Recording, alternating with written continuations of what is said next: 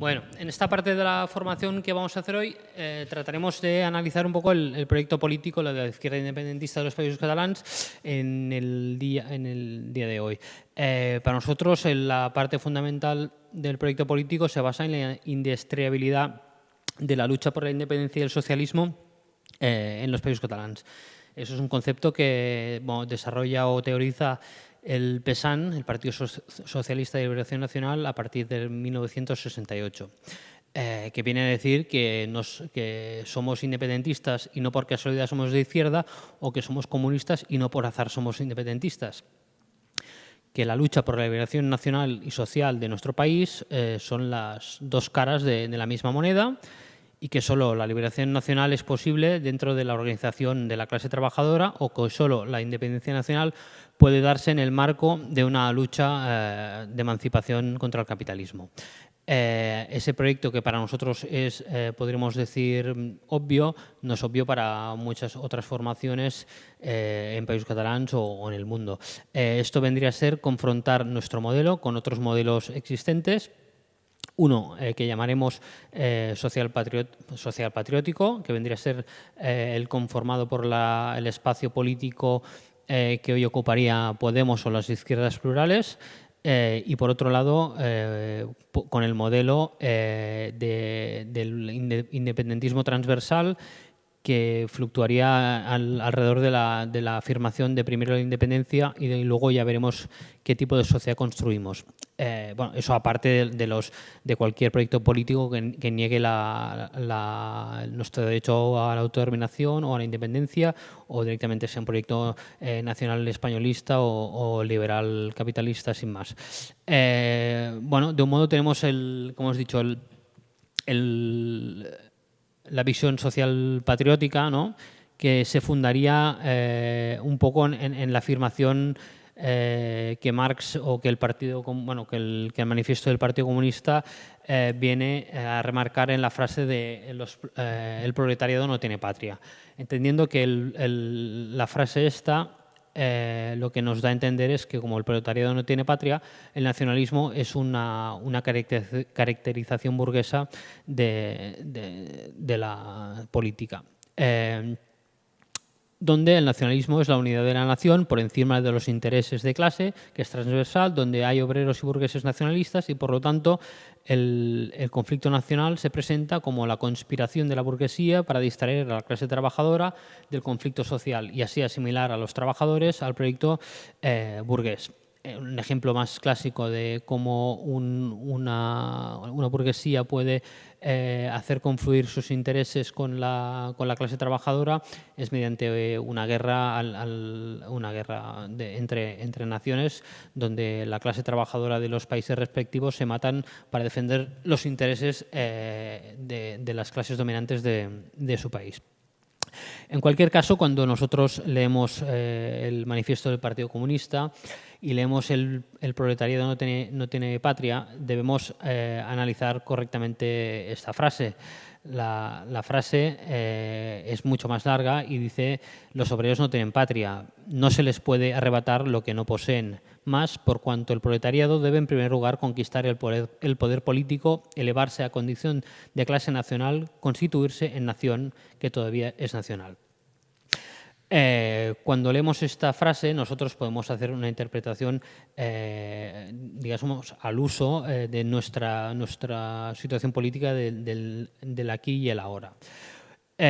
¿Cómo debemos interpretar esta cita nosotros? Pues los catalanes no tenemos patria porque esta patria está en manos de la burguesía nacionalista, que la ha vendido al poder ocupante. Es así como leemos nosotros esa primera frase del manifiesto del Partido Comunista a día de hoy. ¿Y por qué decimos que está en manos de la burguesía, que la ha vendido al poder ocupante? Pues básicamente porque es una evidencia. El 1 de octubre del 17 vimos claramente como aun siendo una mayoría social y política la que apostaba por la independencia, aunque el CEO,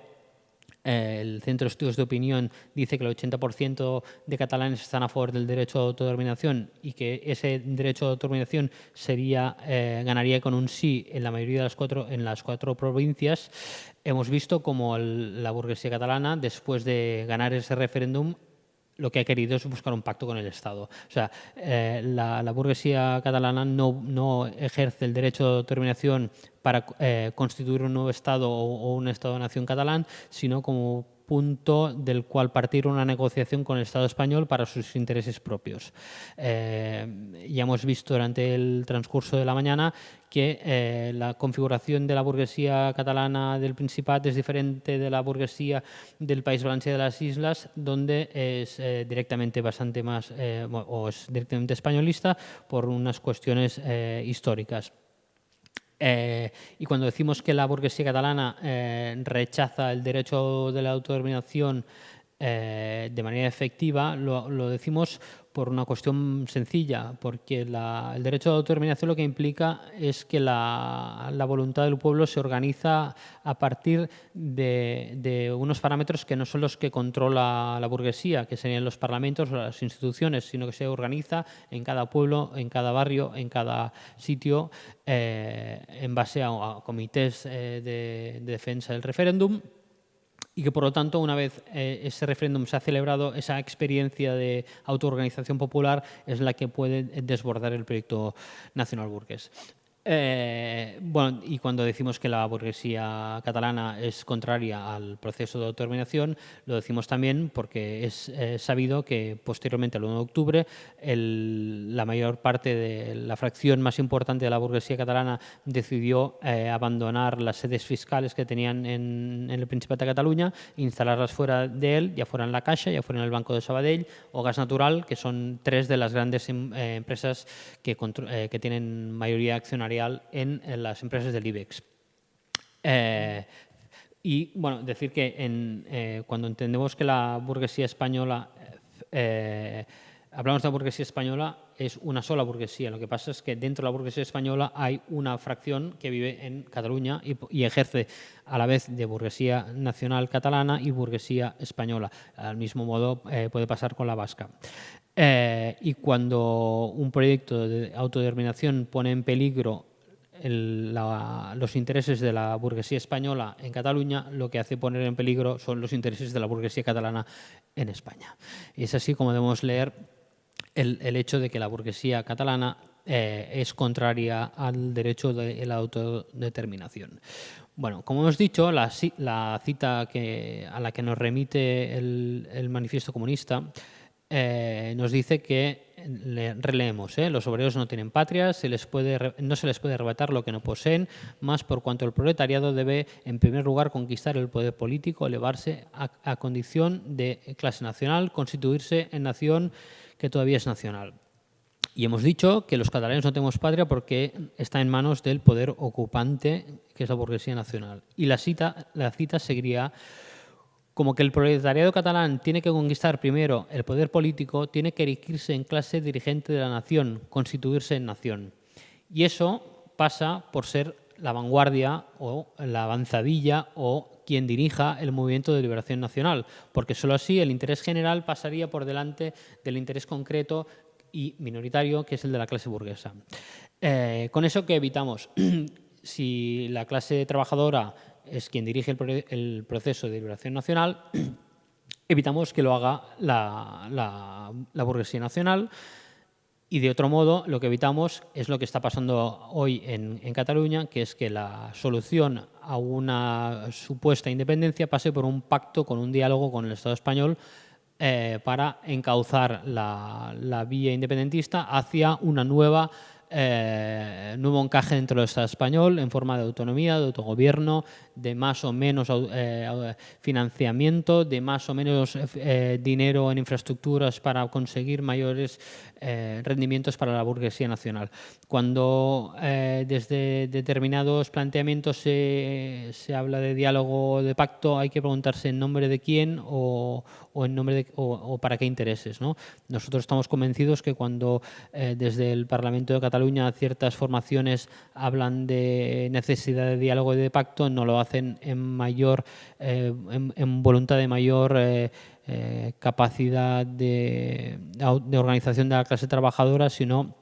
para mejorar sus intereses de clase dirigente o de élite. Es en esa clave donde entendemos esta lucha, este pacto, este diálogo que hoy se pide desde las élites catalanas respecto al Estado español. Siguiendo al hilo de lo comentado, podríamos seguir diciendo que cuando hablamos del PESAN y de la indestructibilidad de la lucha de liberación nacional y social, nos podemos remitir también a otro clásico, que es Per l'alliberament nacional de la clase, que es un libro escrito por Josep Ferrer, es un miembro del Front Nacional de Cataluña y fundador del PESAN, un nacionalista antifranquista que hace la evolución de teorizar la lucha de liberación nacional y social como dos partes de la misma moneda.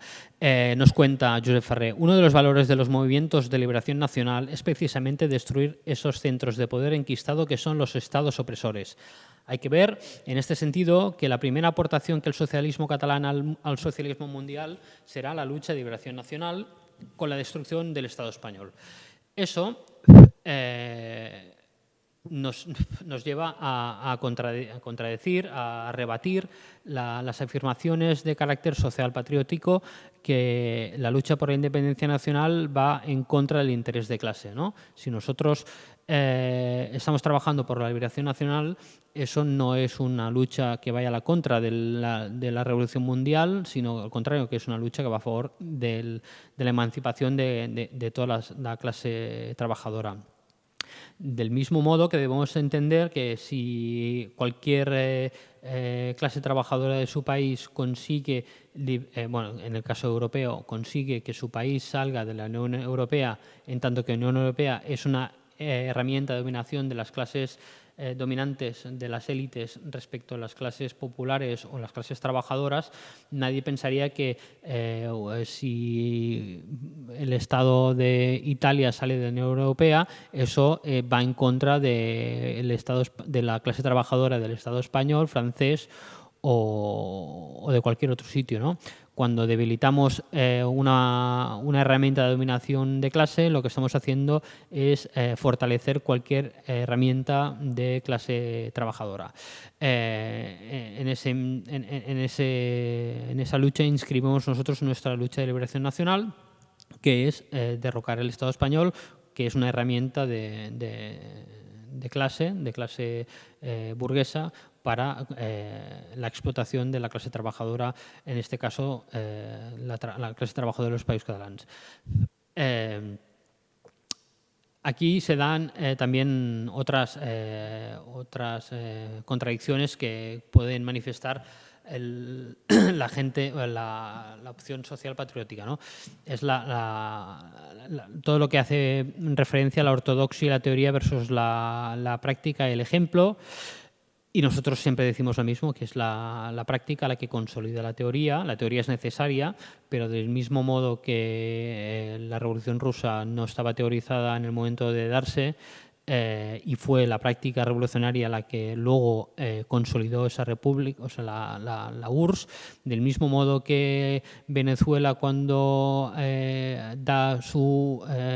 construye su movimiento bolivariano no estaba todo definido y es el día a día el que consolida la revolución. Nosotros pensamos que no es necesario una teorización pura y ortodoxa de la teoría socialista en los países catalans, porque eso sería lo mismo que esperar eternamente a que se dieran unas condiciones que no tienen por qué darse y que sí que es posible hacer una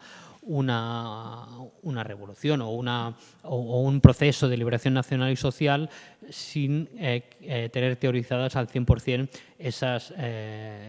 ese camino. En ese sentido, y tal y como intentaba teorizar ya el Front Nacional de Cataluña antes de la escisión para construir el PESAN, ya se detectan en una de sus ponencias que lo que tiene que hacer nuestra organización es conectar con el nacionalismo con el país real, ¿no? Si ya en la época donde cierto nacionalismo ve la necesidad de conectar la lucha de liberación nacional con el país real, y cuando hablamos de país real en el 1966 estamos hablando de una posguerra donde el país real eran las luchas obreras del PSUC, que es quien controlaba en términos de hegemonía política la lucha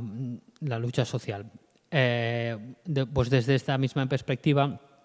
hoy la tarea del marxismo debe conectar el movimiento revolucionario con el conflicto nacional que hace 300 años que se manifiesta,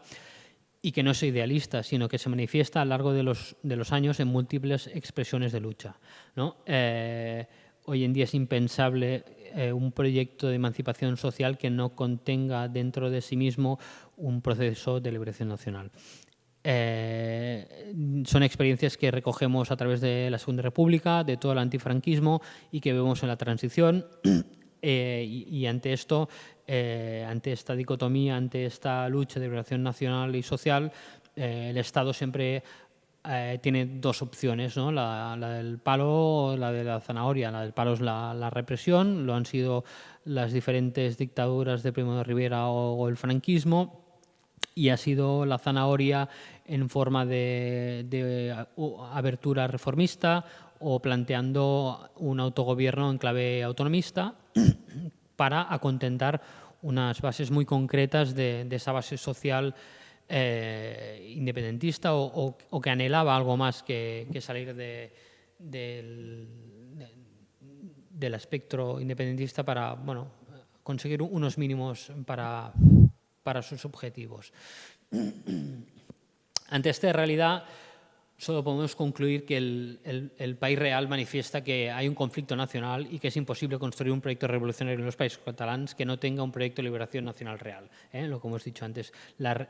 conectar las luchas reales del país, tanto a nivel nacional como social, y aquí es donde hay que poner de relieve que el proyecto social patriótico no tiene una disposición real a llevar a cabo el derecho a la autodeterminación. Lo que tiene es una posición favorable al derecho a la autodeterminación en términos dialécticos, pero no tiene ninguna práctica política real favorable a materializar el derecho a la autodeterminación. Es decir, no es suficiente en teorizar, escribir y dejar que los otros hagan. Lo que hay que hacer es organizar y participar, ser parte activa en que los països catalans tengan derecho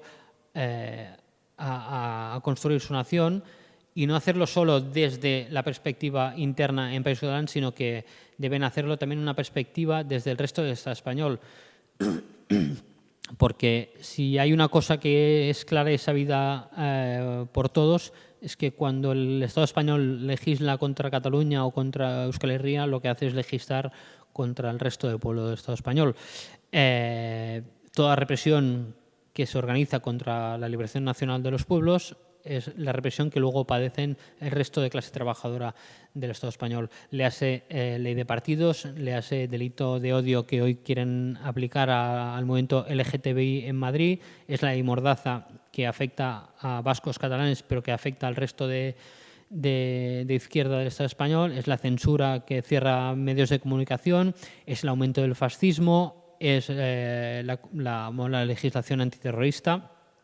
y toda esa superestructura que se crea para combatir los movimientos de liberación nacional, pero que en definitiva van a la contra de cualquier proyecto de emancipación social en el Estado español. Por eso, cualquier formación política de izquierdas en el Estado español que quiera transformar el Estado debe tener en su génesis el derecho a la autodeterminación, no solo como una práctica, no solo como una teoría que se pone en un documento, sino que hay que trabajar para que ese derecho se ejerza no solo desde la nación oprimida, sino como nación opresora, poner las facilidades para que ese derecho se lleve a cabo. Bien, también hay la visión más histórica, de hecho, sobre la negación del derecho a autodeterminación en torno a lo que llamamos pensamiento idealista, y que viene a contrastar la visión que Lenin o Rosa Luxemburgo discuten, o más que nada Lenin discute a Luxemburgo en el libro El derecho de los pueblos a la autodeterminación, donde se combate el pensamiento idealista para llevarlo al debate de lo concreto, ¿no? Cuando Lenin defiende el derecho a la autodeterminación, lo defiende en el caso concreto, no en el caso ideal. La polémica surge, si no recuerdo mal, tanto en el caso irlandés respecto al británico como del polaco respecto a la Unión Soviética, y como las luchas de autodeterminación pueden o no desgastar la posición de clase. Bueno, nosotros decimos que somos una nación porque nos constituimos en nación. En tanto que somos una nación, tenemos ese derecho, y que la discusión que se mantiene al respecto tiene que ver en que nosotros como clase trabajadora no podemos cerrar los ojos al anhelo del pueblo trabajador catalán, a las clases populares de Cataluña o de los países catalans, en la construcción de ese sujeto nacional independentista. Y eso también nos lleva a otro debate que es en clave interna, casi ya de movimiento, que es hasta qué punto la izquierda independentista, que tiene como proyecto final la liberación nacional de los països catalans, afronta un proceso de liberación nacional de una parte de su propia nación, o sea, el proceso independentista en la Comunidad Autónoma de Cataluña. Y ahí es donde nosotros debemos reflexionar sobre si que una parte del Estado español rompa con el Estado español es positivo o no, aunque eso no sea la construcción nacional de los países catalanes, sino que sea simplemente un nuevo sujeto político, que es la Comunidad Autónoma de Cataluña erigida en nación. Bueno, para darle un poco más de un toque más cercano, podemos decir que cuando la Polla Records escribe o canta la canción Sin País, ¿no? Dice: veo casas, veo piedras, veo árboles, veo policía, en fin, veo el paisaje, pero por mucho que miro no veo crecer países por ninguna parte. Un país es un invento, un país es una estafa, un país es algo para el que nadie me ha pedido mi opinión. Un país no es nada, nada lo justifica, ni sus putos muertos, ni sus putas medallas. No debo nada a Dios ni al gobierno por haber nacido por el coño de mi madre. Bueno, pues esta afirmación, y sobre todo la que vemos en rojo, de un país es un invento, es una estafa, es un algo para el que nadie me ha pedido opinión, formaría parte de eso que Lenin constata como idealista, o que Luxemburgo daría por bueno, por decirlo de algún modo. Y es que lo inmaterial es materia en la construcción social. Las naciones, que no los estados, son hechos materiales construidos a lo largo del tiempo mediante la identificación colectiva, la historia, los modos diferenciados de hacer política, las costumbres, la estructura social de la sociedad. Allí donde hay un modo diferenciado de explotación, hay un modo diferenciado de lucha de clases. Donde hay una imposición concreta, hay una resistencia concreta, ya sea cultural o lingüística. Es decir, la lucha de clases es un elemento diferencial en nuestro territorio respecto a otros territorios del Estado español, y no es una cosa material. La lengua o la cultura que nosotros tenemos no es un hecho material, sino que es una construcción social. Y esto lo demuestra el hecho de que la supervivencia de nuestra lengua, igual que la lengua vasca, pervive en las culturas o en la sociedad vasca y catalana por un hecho determinante. Es que tenemos una organización social diferente a la que tiene el Estado español, en este caso el Estado opresor. Eso es una cuestión que no se da en otras partes de las naciones oprimidas, como es el caso del occitano o el aragonés o el asturiano, por citar algunos casos, donde la asimilación al proyecto nacional estatal del español ha sido mucho mayor por esas cuestiones inmateriales que hemos dicho antes,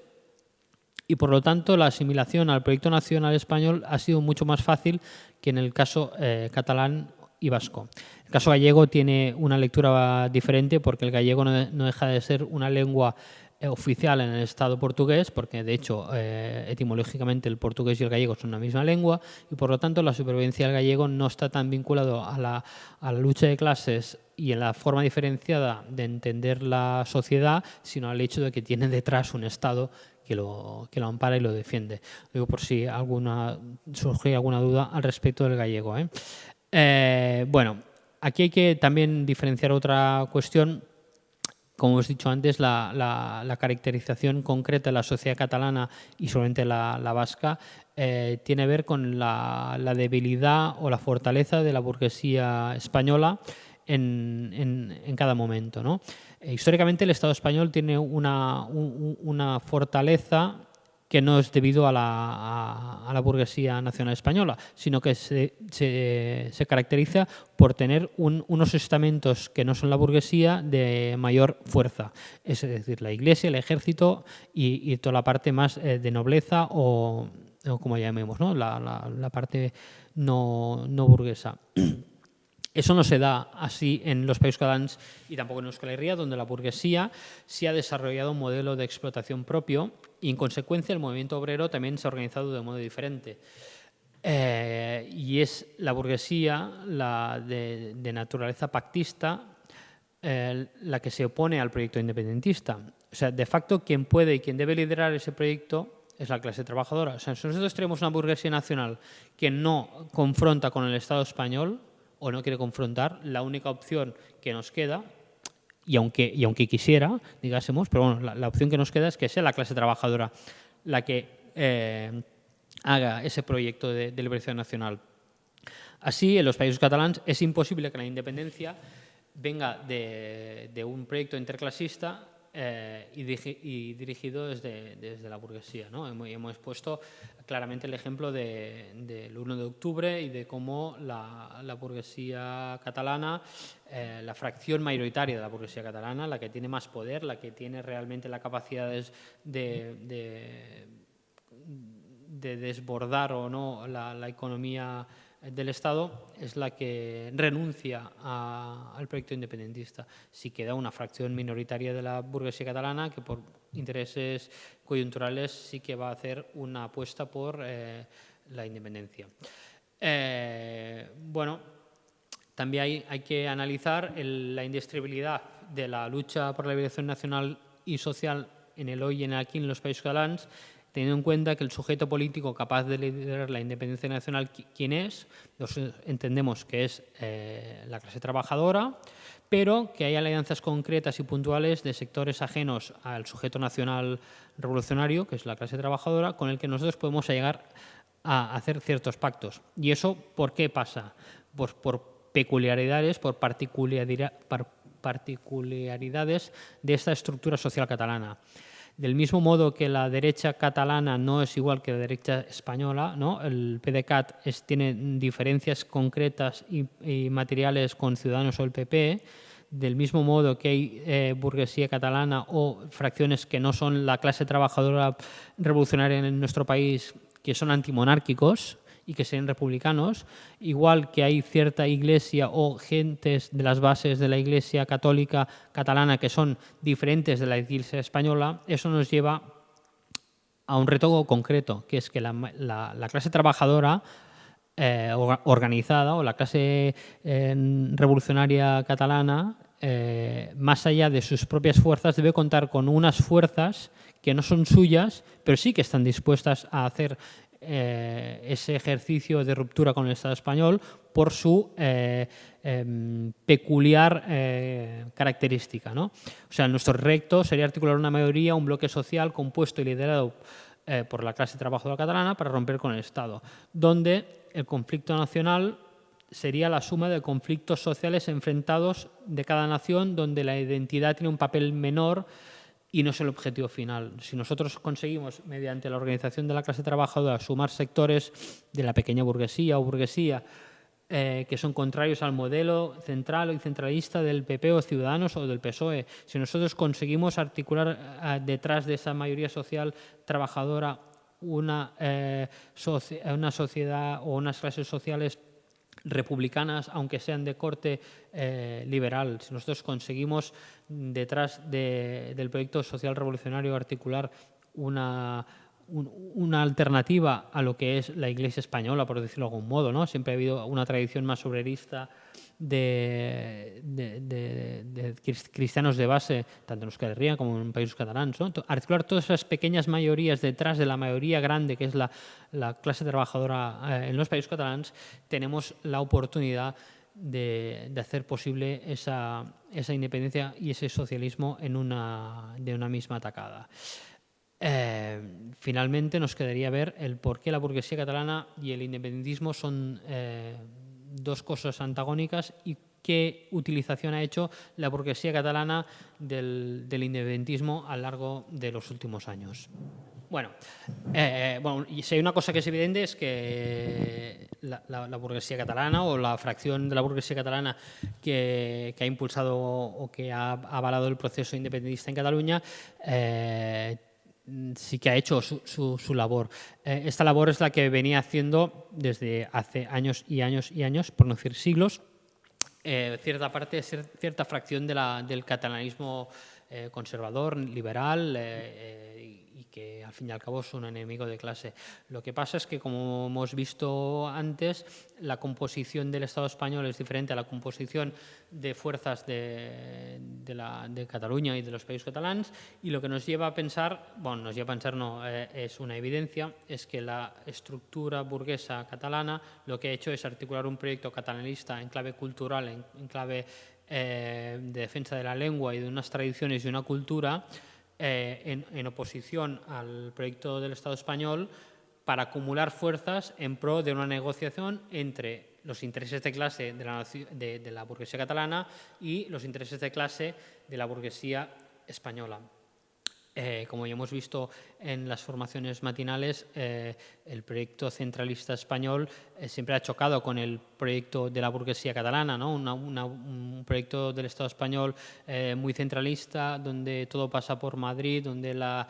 comunicación, los medios de transporte, la fiscalidad, el ejército,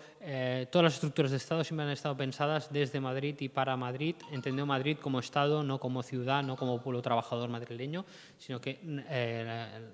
la génesis del Estado español, igual que el resto de estados modernos, tiende a centralizar. Esa centralización es contraria directamente a los intereses de la burguesía catalana, que ve como su fracción de plusvalor o sus necesidades como burguesía nacional quedan en entredicho. Es habitual ver las ruedas de prensa de la burguesía catalana pidiendo el corredor del Mediterráneo, mejoras en el aeropuerto, en el puerto o en cualquier infraestructura que mejoren su capacidad extractivista de ganancias respecto a lo que ellos entienden que están perdiendo competencia con otras burguesías dentro del Estado español o en clave europea. Es ahí donde nosotros creemos y fundamentamos el hecho de que la burguesía nacional catalana no tiene un interés real en la independencia, sino que tiene un interés instrumental de esa potencialidad, de esa acumulación de fuerzas detrás del independentismo. Y finalmente nosotros lo que apostamos es por lo que llamamos la primacía del proyecto político. Es decir, nosotros cuando nos enfrentamos al poder del Estado español y francés y a la Unión Europea o al capitalismo mundial, ante ello anteponemos un proyecto de liberación social y nacional de la nación de los países catalanes. Y lo hacemos porque entendemos que cualquier formulación que no esté basada en una formulación alternativa a la existente está condenada al pasado. Nosotros vemos que la burguesía nacional no está en capacidad de disputar o plantear una alternativa en esos términos, y que la clase trabajadora solo podrá plantear una alternativa sin idealismos y sin esperar esa revolución perfecta al 100%, del mismo modo que tampoco lo fue la URSS o tampoco lo fue China, Cuba o Vietnam. y que siempre ha habido la caracterización de las revoluciones que hemos citado, ¿no? La URSS, China, Cuba y Vietnam, han sido la suma de diferentes fracciones sociales en lucha contra el poder establecido, ¿no? La URSS tenía dentro de sí una fracción burguesa imperialista, ¿no? De hecho, gran parte del capital internacional tenía intereses en la URSS anteriores al 17. El conflicto agrario en la URSS era importante, y lo que hace el partido bolchevique es aunar esfuerzos entre la clase trabajadora de los soviets a los anhelos por combatir esa burguesía internacional que tiene sus intereses en la Rusia zarista, o un campesinado harto del conflicto que tenían, ¿no? Es esa la lucha que hace que la chispa que hace que el proceso revolucionario en la URSS triunfe es la unión de diferentes fracciones sociales. China, Cuba y Vietnam serían parecidos en el sentido de que hay un poder imperialista, aquí hay unos intereses de clase sumados, y que es ahí donde radican las victorias de estas revoluciones. Finalmente, destacar que en nuestro caso no estamos en ese punto de desbordar nosotros a nuestra burguesía nacional, ya nos gustaría, pero que nuestro trabajo principal debe ser, en primer caso, articular una mayoría social y política en los països catalans para desbordar nuestra propia burguesía nacional y evitar que ésta controle el diálogo, el pacto, el encaje de nuestra sociedad dentro del Estado español y francés. Sin más o menos, aquí hemos terminado la formación respecto a lo que sería la indestructibilidad del proyecto nacional y social en la liberación de los pueblos catalans, y sin más intentaremos responder las preguntas que se formulen al respecto. Muchas gracias.